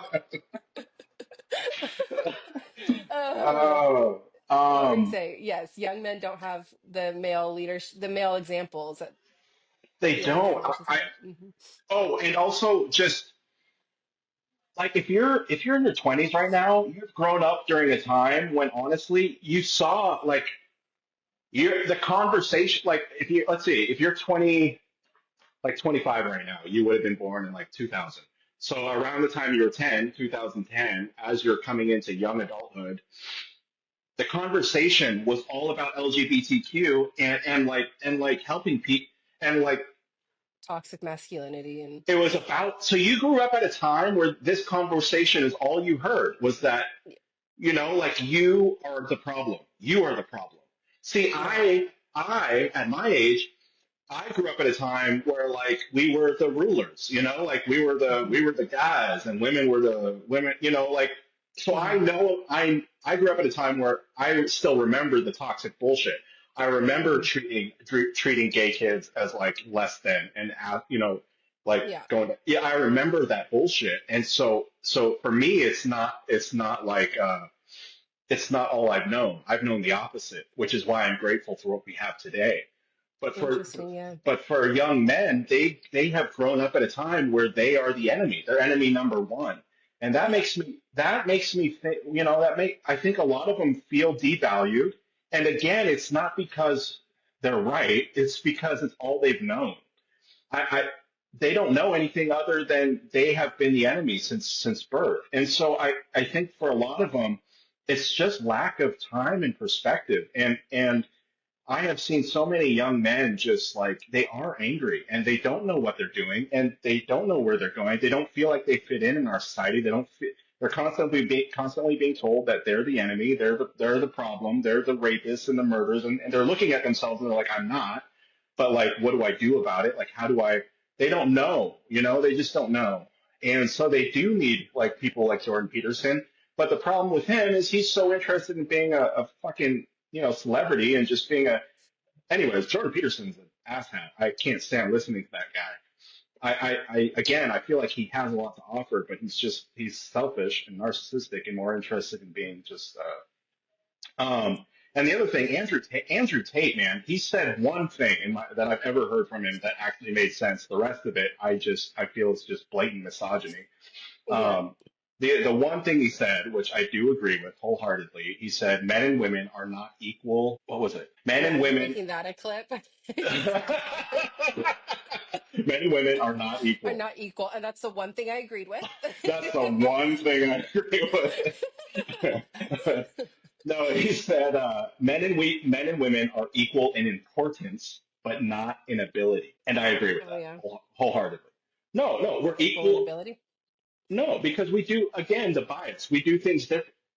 Can a woman become a Navy SEAL? Can a man become a mother? Our abilities are different.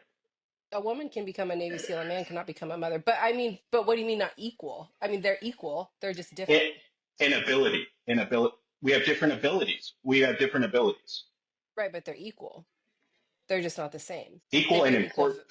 Equal and that's what he said. Equal in importance. Our abilities are equally important, Hmm. They're just but not the same. they're just not the same. Yeah, yeah. Which makes perfect sense. Yeah. I thought about that quote a lot, and I was like, that's actually one interesting thing that I find. And why do we have to be equal in ability? That's one thing liberal culture I think has kind of told people that women have to do everything the same as men. Men have to be able to do the same thing as women, and it's Well, not I think even. that's what, I mean, yeah, I hate that conversation, but I think part of it is because I'm not asking to be, I'm not saying, hey, if you can build a house, I can build it too. Yeah, you can do it better, you're stronger. I'm saying treat me as your equal, No, equal no, I value. that's Do and you know which what is I what mean? he. Yes, I do, Yeah, but that's what he said. Equal in yeah, importance. yeah. I think, I mean, of course he has some good things to say. Same with No, Jordan no, Peterson. I know. A broken clock is right twice a day. Y- y- And he like wouldn't be so effective if he didn't feel motivational. You know what I mean? If yeah, it was yeah. just like, I'm just saying, like that is the one actual thing I've heard from him that I agreed with. Most of what made I any see sense. that made any sense. Most of what Yeah. I've seen from him is just like blatant misogyny, and it's so stupid. And I've had multi. I'm sorry. I have some friends that are gonna watch this and are gonna be like, David, what the fuck? And I'm like, dude, I really, I've heard friends talk about Andrew Tate, and I just kind of put on my patient face and I listen. And I'm like, oh, okay. I guess because I didn't want to offend them, I didn't call them out right away. So maybe they're gonna call me a hypocrite. But I really don't agree with Andrew Tate at all. I find him offensive as fuck. He's a dumbass motherfucker. Yeah, I mean, but but he is interesting. I find him really fascinating. I find Jordan Peterson really fascinating. And it's like that thing, like well, of course, they're fascinating, but they're spewing toxic bullshit to an entire generation of and young they men. I think it's interesting what you're saying. I think that is true. Is you have men who are being raised like the worst thing you can be right now is a straight white man. And Yeah. But yeah, for young men who that's all they've known, it feels very personal, you they know? yeah, and they need to find an identity, and you have a man saying, "No, I know what a man is, and here it is," and they identify with it because it feels good, and and Yeah, it gives them some sense of direction that's not so, you know, painful. But I think that's probably as a society where we've lacked. Like we've yeah, said masculinity is toxic and awful and it has hurt so many and we hate it, but we're not gonna give you an alternative thing to look to. You're right. Like they're like floundering. Like, okay, then who am I? Show me yeah, then. And yeah, since there is nothing, then people like Andrew Tate pop up and say, I'm a man. Look at me. I'm successful. I have all these women hanging off of me. I am the epitome of manhood. And you have these men and boys without a, a direction to look, and they're saying, yeah, that's exactly it. And it is heartbreaking, and it's yeah. also gross. Like, why would you want your inspiration to come from something that requires dissonance to defend? Like Well, every person I've talked to who likes Andrew Tate, if you bring up the stuff he's done, they always are like, yeah, but like if you have to yeah, do that for your hero, it's the something's off. same thing for Trump. Right. You bring up all shit, and they're like, yeah, well, that's just fake news. It's yeah, Yeah, yeah, and if you have to do that for anything, if dissonance is required for you to defend something, it's wrong. Just like put it down, think about what's actually going on here, and find something else to do besides defend toxic bullshit. Although I think Jordan Peterson it's like what you said. What's really awful is he's actually really smart and he has I really good know. wisdom. And I wish that he would just stick to just the Yeah, fundamentals of being a decent, because I mean, that dude's always crying about something. Like he's obviously not he's he's not not a. like Have you seen get all the memes? paid. Have you seen all the memes of him like crying? There's this guy playing a Creed song. There's this Instagram post where this guy's playing Creed in a joking manner. He's like playing the guitar and he's like, and Jordan Peterson's sitting there and he's like, it's like a piece of music, a beautiful piece of music. And the guy's like, yeah, yeah. And he starts singing Creed and he starts crying. That's I just posted a thing where the guy says he looks like a sentient bottle of Dr. Bronner soap. Like literally. Yeah, oh God, he he has so much to offer, but he just he gives off does. the Does he? wrong Does kind he of, yeah. not? Yeah. No, I've listened to him at the beginning. At the beginning, he had yeah. some decent points. I could see how like a young man could be attracted to that, and rightfully Yeah. so. He makes some decent points, but he's too caught up in his own celebrity to even be. Yeah, And it's being unfortunate. so inflammatory. Like, why do you need to like focus so much on Yeah, things that you like and it's is that being a man? Like what? That's the other thing. Like what is being a man? Like part of being a man is being strong. You know what that means? Strong enough to know yourself and be okay with other people's bullshit. If there's shit going on in the world that you don't like, you yeah. know what part of being a man is just being secure in yourself that you don't feel the need to inflame it or make it worse. You just say, that's you, man. Literally, that's part of being a man is not getting involved in other people's bullshit. Like just letting the world be and focusing on yourself and the people around you. That's So then being a woman is doing all that? I think that's just being a human. okay. Oh wow. Oh, this Being a man, being a man is being strong enough. is- I think that's just being a good well, person, no. being What I'm saying is maturity. you're right. You're right. That is maturity. Being strong enough in yourself. You're right. It's maturity for both men and women to just you don't have to troll people. You don't have to what's that posting called? Uh, yeah. Um, But if you're using their own narrative against them, then yeah, it's it's according, it's it speaks to insecurity, honestly, and like people yeah. like Jordan Peterson when they feel the need. Doesn't it seem like an insecurity more than it doesn't seem It strong at all. it always seems. I think that is my issue with any man I know who is very into Andrew Tate. Always, first of all, gives off small dick energy and very insecure. Like you are so insecure that violence makes you feel like a man. That is that's embarrassing, bro. Like it's embarrassing. You like Andrew Tate because he makes you feel big and strong and like your dick is big. He's Well, hold on. but I want to be it's true though. Like no, it no, makes them no. feel more masculine. There's a difference. So I want to be real clear about the ages we're talking. If you're my age and you're attracted to a person like Andrew Tate, there's something wrong with you. if you no, there is. If you're my age, You're, yeah. 41 years old, and you're attracted to a dude like Andrew Tate, like what the fuck is wrong with you? If you're 24 and you're just looking for someone to tell you that you're it's okay to be you, But that's I not why I've met 20-year-olds who like Andrew Tate and they like him because they're like, yeah, that's a man. Like, but that's a man? they don't they're young. They've never been they don't even know But they're that's still looking. so insecure. Like, as a man, When you're young, you're insecure, Sophie. That's the other thing. I mean, they're of young and they're course. I insecure. mean, That's right, why but at they. 24 I had three children already. I mean, you're capable of, I mean, at 16 I was capable of intellectual thought. I'm just saying if a yes, he's exploiting a certain demographic, but also come on. Like if you're 20 years old and you see someone like Andrew Tate and you're like, yeah. Like come on. That's part of why this, you feel so hated because of stuff So like then, that. they need a better alternative. What's a better alternative? Right. You know, Right. And maybe that's they're being yeah. the media is feeding them that shit, and it's easy to access, and they don't. They're being. I, Yeah, I I just don't have a lot of grace for men who, yeah, okay, we need to give them a better thing. But also, I know tons of 20-year-old men, 18 to 25-year-old men who can't stand Andrew Tate and behave like good people. I mean, it's kind of a cop out to say, well, they don't have an alternative. Yes, they do. But also, yes, it does show a failure on our part. Not a failure, but just it highlights a deficiency of role models for them to look to alternatively. Um, I but read an int- I don't, I I don't read know. an interesting article in the Atlantic by a father who raised his son to be all those things, to be kind, to be, you know, um, to Yeah. be open-minded, to be intellectually honest. Hmm. And his son fell into the right wing, alt-right. And Oh, there was interesting. the whole article was him having converse about how he tried his attempt to just understand his son, not even to convert him back, but just to understand his son. Yeah, And send it there, to me. I want to read that. I will send it to you because it's intriguing, Sophie, I think there's more to it than I don't I I wouldn't dismiss it so quickly because there's more to it. Well, I'm So not dismissing it, but I yeah, don't, I also think that it's not very safe to accept it or to feel like, well, okay, they didn't have, you do always have a choice.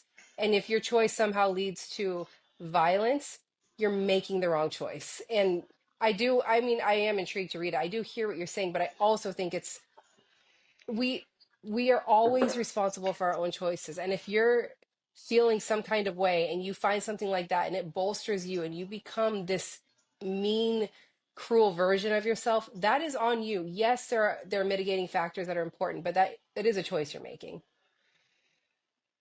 I was because that's I mhm. was confused. I was confused in my 20s. I didn't know a lot. I mean, I could see myself if Andrew Tate had been around when I was in my 20s, I might have been drawn to him, and Of not because course.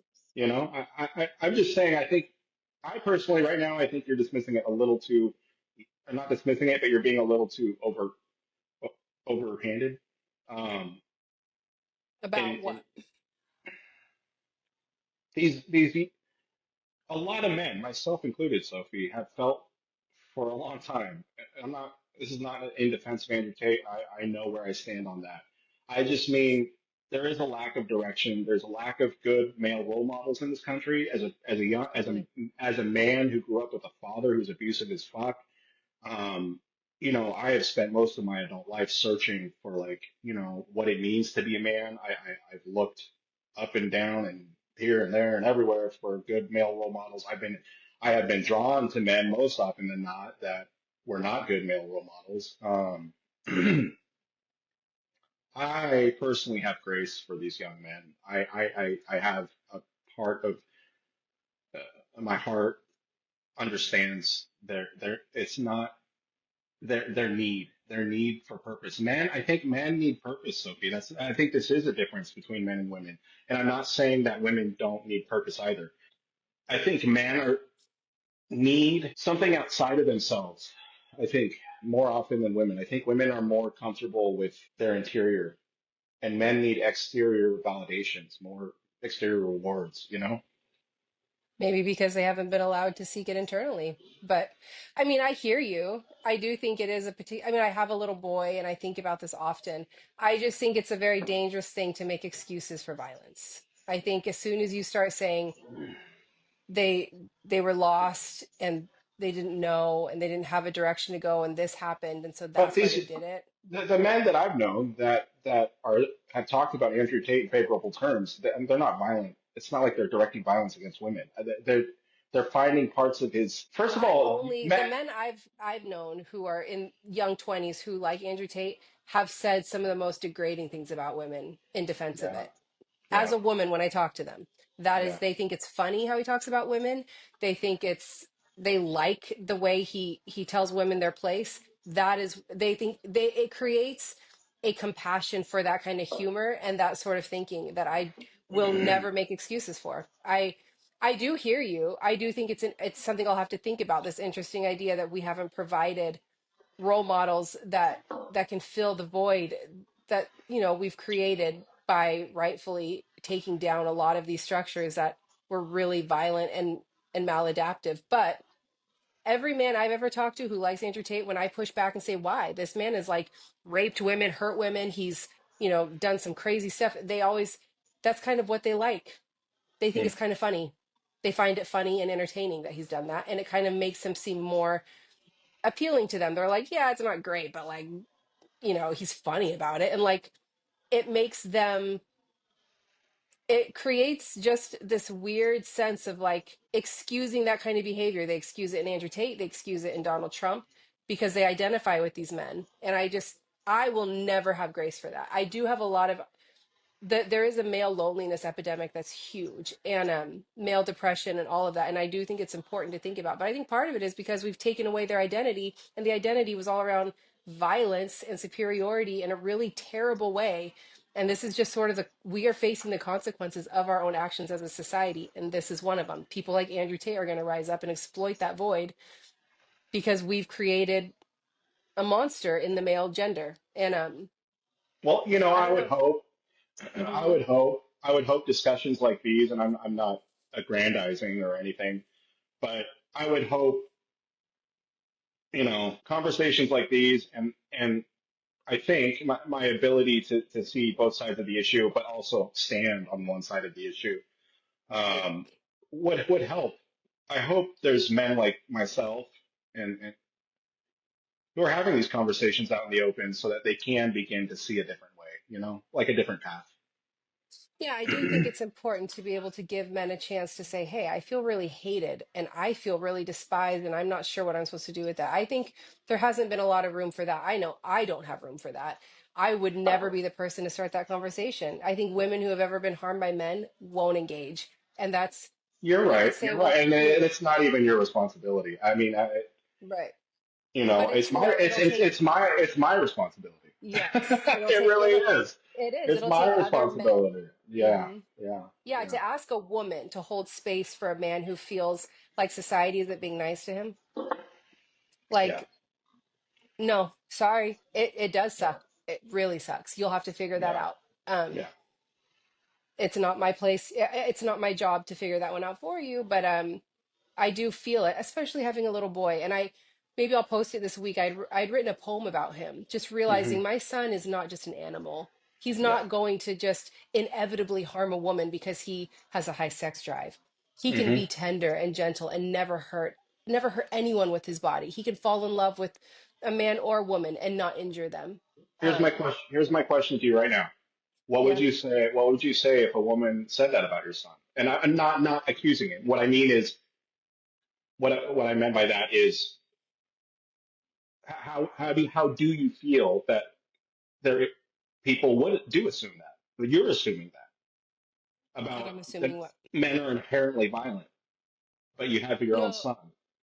No, that's what I was saying is I really resist that idea that men have no choice but to be violent. I don't agree. Mhm. I have a little boy who's very tender and sweet, and the way I raise him will, I know that he will never believe that he can't help the animal of his body and how he treats people. Yeah, I yeah. know that. I know that for certain because he's mine and I love him. And I've seen how he interacts, and I've seen him resist the impulse to, be, he is stronger than his sisters. He never raises a finger against them. Yeah, He doesn't want to. He's a really yeah, nonviolent boy, and he's yeah, very much a boy. yeah, yeah.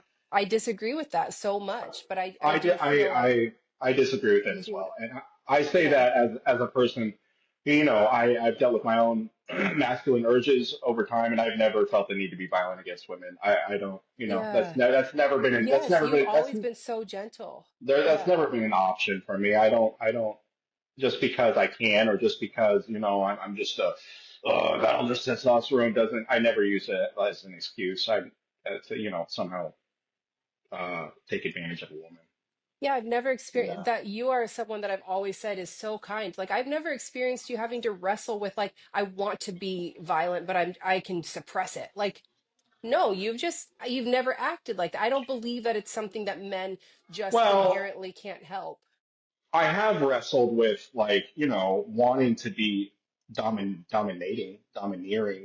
Like, I mean, there is kind of like there is a power struggle there, but it's not, but I've always known the answer. Here's the thing.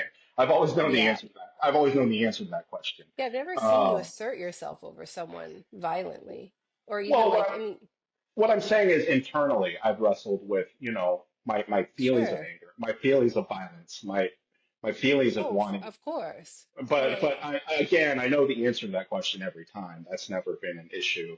I like that. Yeah. Oh, of Yeah, course. I mean, I would expect that's what I think. Like he will of course wrestle with it. Of course he will. There will come a moment where my son realizes I could take what's not being offered yeah, because I'm a man. yeah, And but I know very well my son will know the answer to that. yeah, And yeah, yeah. it won't be I this, always yeah. Because there are people like, well, he can't help himself. Yes, he can. have. He Yes, you can. can. Yes, you can. And that you're right. You're right. That needs to be reiterated and to men and explain like you're not a slave to your fucking instincts. Like you are You're capable. not. But Yeah. it should also be made known that you're allowed to wrestle with it. Like you're allowed to have that instinct. I don't I don't like demonizing the instinct, because Right. it's just a part of you. There is a part of you that is very animalistic, and there's no need to demonize it.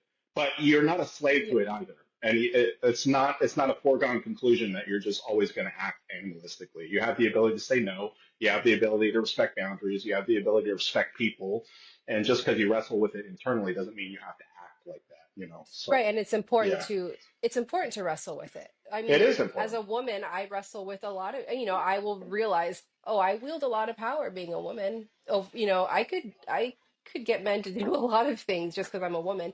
You will Yeah, wrestle with that knowledge and then you'll know the answer. yeah. And it's not, but of course there's, yeah, I do think it's really important to wrestle with it and not feel ashamed. Like No, like what you're no. saying, that shame is what leads to the violence and the anger because It shame is a does. terrible thing. It is. It is. Yeah. I think for me, struggling with sexuality, we have a in the at this rehab center we had a healthy sexuality class, sexuality and recovery or something like that. And um, I just lost my train of thought. What was I going to say? Oh, I lost it. My phone is at 3%. I'm just warning you. Okay. Okay. Well, this is a really good conversation. This was a really good conversation. I like this one a lot. Yeah. Yeah. It This was was interesting. really It gave me a lot to think about. That's what I like. I feel like I want to think about it. I don't feel like yeah. I I know. just I'm I almost want to. I almost want to do like a part two. I know it's But fascinating. I want to there's. read that article. Send me that article. I will. I will. And I want to watch Night Bitch. Yes, please do. It's. Oh my God. I know you're gonna. You're gonna feel I'm gonna have so much to say. I'm probably gonna be it. like, oh my God. Um, yeah, no, this has been really good. Yeah. Thank you, Sophie. Proud of This is. us, Dave. Yeah. Me too. And I like our definitions the conclusions Same. we came to. Yeah, yeah.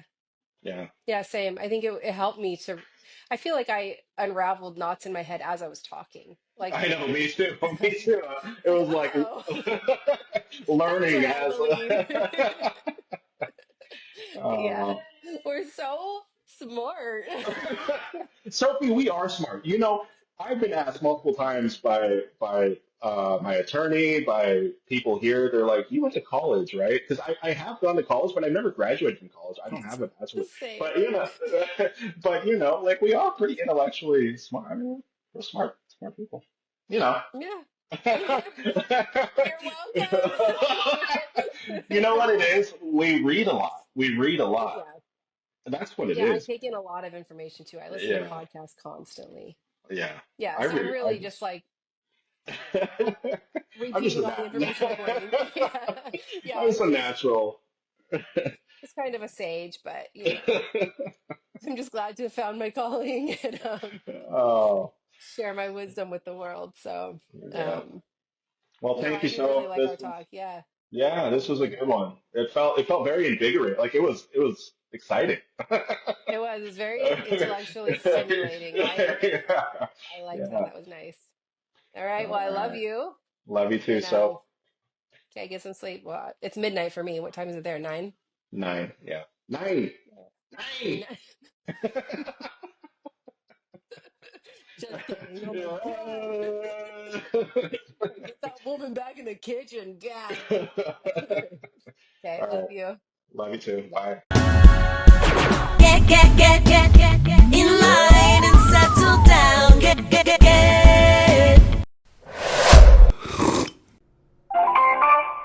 The number you dialed is not a working number. Please check the number and dial again. Goodbye.